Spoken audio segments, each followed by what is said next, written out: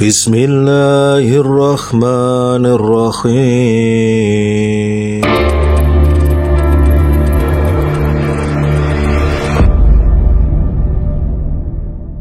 Assalamualaikum warahmatullahi wabarakatuh, Ustaz. Waalaikumsalam warahmatullahi wabarakatuh. Alhamdulillah.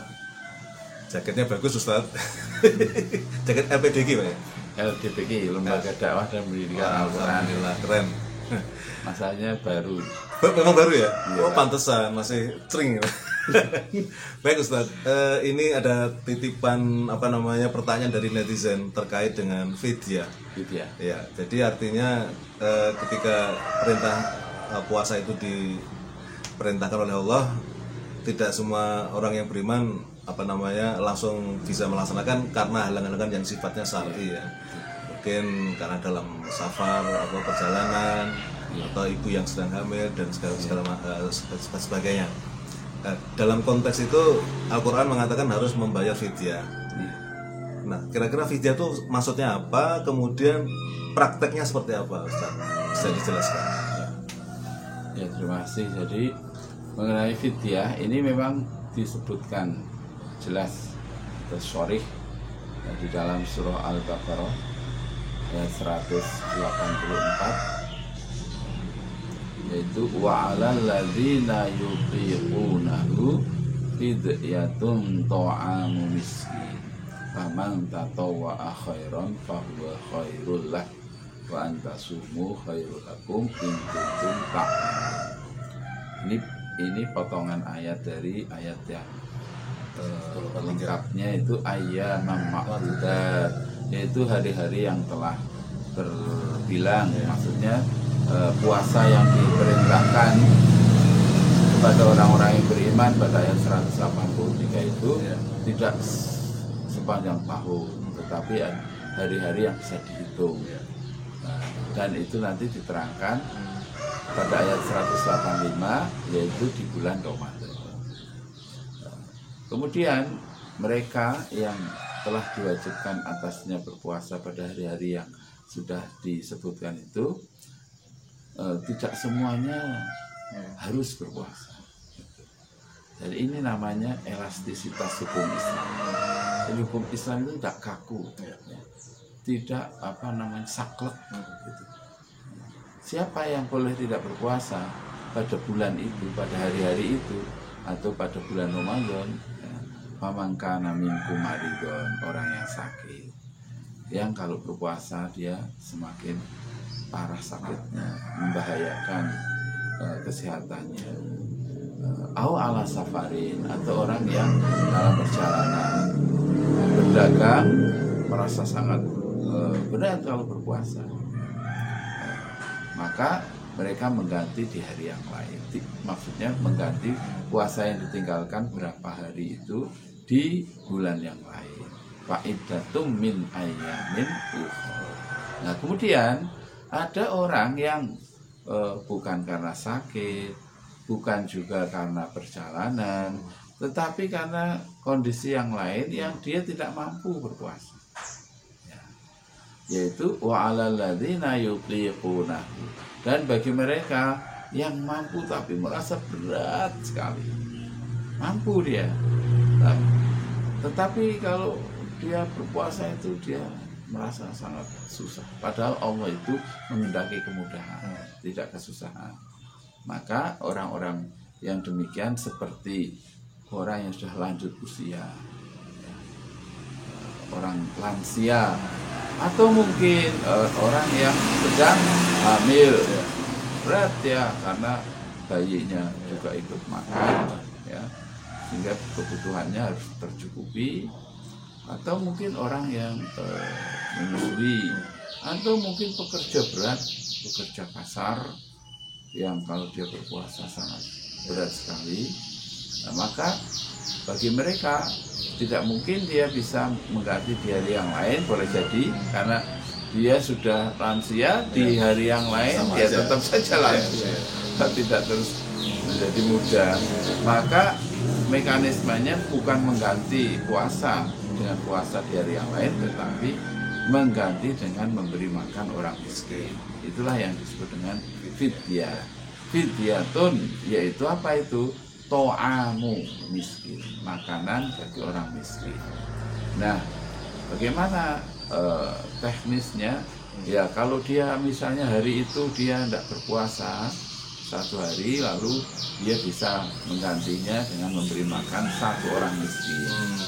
Ya, apakah satu orang miskin itu seperti apa makanannya? Ya makanan yang dia makan sehari-hari. Kalau misalnya dia makan sehari 20.000 ya, misalnya, nah, kalau bisa ya lebih dari itu lebih baik, ya kan? Faman tatowa, barang siapa yang menambah fidyahnya khairon bahwa khairullah, itu lebih baik, tentu lebih baik di sini maksudnya dia mendapat pahala dari sedekah yang dia keluarkan, bukan semata-mata menebus apa yang dia tinggalkan yaitu puasa, tetapi dia juga menambah berupa pahala, mendapatkan pahala dari sedekah yang dia keluarkan. Kalau dihitung dengan misalnya beras gitu, ya mungkin 6 on, ya sekitar itu. Berapa mud gitu saya agak lupa ya, tapi itu sekitar 6 on. Nah, kemudian sebagian ya masa kita hanya makan nasi nggak ada lauknya, nah maka itu bisa ditambahkan. Jadi kalau menurut saya sendiri, kalau kita biasanya makan misalnya sehari 20.000, ya 20.000 lah minimal, jangan 10.000, apalagi 5.000. Nah, itu padahal kita ini sudah diberikan nikmat yang sangat banyak berupa kesehatan, umur panjang sampai lansia. Nah, itulah yang disebut dengan fidyah. Ya. Fidyah itu sebenarnya hampir sama ya dengan kata fida. Ya, fidaun itu artinya tebusan. Ya, jadi itu menebus dirinya ya karena melakukan atau meninggalkan perintah, maka mengganti dia dengan tebusan tadi. Itu seperti kalau orang berpuasa di bulan Ramadan, suami istri berhubungan di siang hari. Ya, pada waktu zaman Rasulullah ada. Kemudian dia lapor pada Rasulullah, celaka aku ya Rasulullah, aku telah menggauli istriku. Ya, kemudian oleh Rasulullah diperintahkan untuk membebaskan budak. Dia tidak mampu, lalu berpuasa 2 bulan berturut-turut tidak mampu, lalu disuruh memberi makan orang miskin sebanyak 60 orang. 60 orang. Tidak mampu.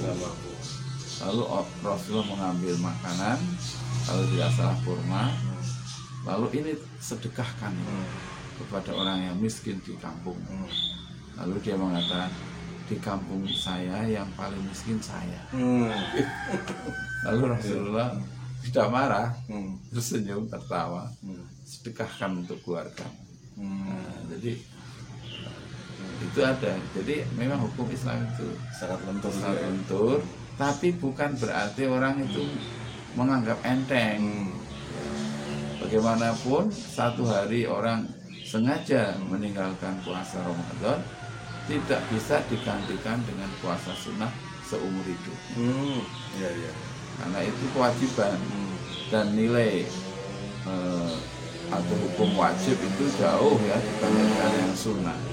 Kalau wajib ditinggalkan dengan sengaja dosa, sunnah tidak. Nah, jadi orang tidak bisa menyepelekan namanya berpuasa. Misalnya siang hari, aduh kok lapar ya harus makan, masih kuat dia. Allah sendiri menyatakan sebagaimana telah diwajibkan orang sebelum kamu. Artinya orang dahulu juga kuat, masa kamu nggak kuat? Malah ada yang menafsirkan ayat tersebut yaitu agar umat Muhammad itu lebih bagus puasanya dari orang-orang dahulu. Ya kan, istilahnya ada orang yang pernah melakukan lalu kita mengikuti, kan biasanya lebih bagus dari yang, jadi yang membuka jalan tapi yang meneruskan kan biasanya lebih bagus. Contohnya misalnya di pondok pesantren, pendirinya ya kan tentu dikenang sebagai pendiri ya. Tapi waktu itu mungkin pondoknya belum terlalu sederhana. Nah, penerusnya itu belajar dari pendahulunya, akhirnya dia lebih baik. Begitu juga hendaknya kita dalam berpuasa. Nah, fidyah juga bisa diberikan selesai dia Ramadan itu, artinya tidak setiap hari dia keluarkan, bisa juga setelah selesainya Ramadan sesuai dengan kemampuan dia. Artinya begini, dahulu ada sahabat Anas yang mengumpulkan orang-orang, lalu dia mengeluarkan fidyah dengan memberi makan atau menjamu orang-orang yang diundangnya, orang-orang miskin ya, sebanyak berapa hari dia tinggalkan. Nah, jadi waktu itu memang Anas bin Malik ini usianya sudah sepuh ya. Lalu dia sekali fidyah itu untuk sebanyak orang yang dihitung sesuai dengan hari-hari yang dia tinggalkan. Nah, misalnya 1 bulan atau 30 orang itu dia undang, lalu dijamu makan, itu bisa. Tetapi menurut hemat saya, karena kita tidak tahu apakah besok ini kita masih hidup apa tidak, maka kalau ada hutang, katakanlah kalau itu dianggap hutang ya, sesuatu yang harus kita tebus, maka sebaiknya semakin cepat semakin baik. Jadi kalau hari ini kita ada makanan atau hari itu juga kita lunasin, ya itu lebih ringan nanti ya. Ya, lebih ringan, dan itulah semangat di dalam agama Islam, yaitu apabila ada amanah hendaklah segera ditunaikan. Seperti itu. Baik Ustadz, itu sudah cukup menjawab pertanyaan tentang apa itu fidyah dan bagaimana mekanismenya, teknisnya.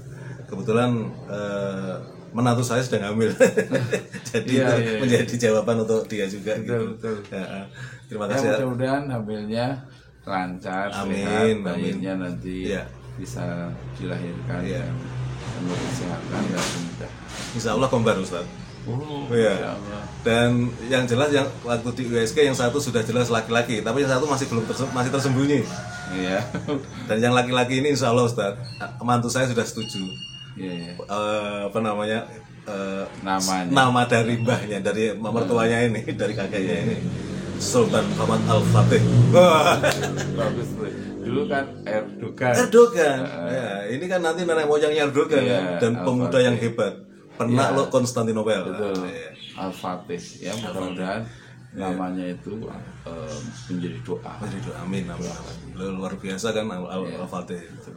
Kalau sama-sama cowok nanti satunya Fatah. Ya. Biar Fatih. Fatah kan kepanjangan ya. Ya sebenarnya ya cuma begini. Fatah itu mungkin nama yang umum untuk anak laki-laki. Oh gitu. Ya kan. Ada saran? Ya nanti. Nanti aja ya. Soalnya biasanya kan anak Ani kan gitu kan, kalau anak perempuan itu Fatah gitu. Tapi di depannya sama, Sultan Muhammad Al-Fatah, yang satu Al-Fatih. Al-Fatih. Terima kasih Ustaz. Assalamualaikum warahmatullahi wabarakatuh. Waalaikumsalam warahmatullahi wabarakatuh.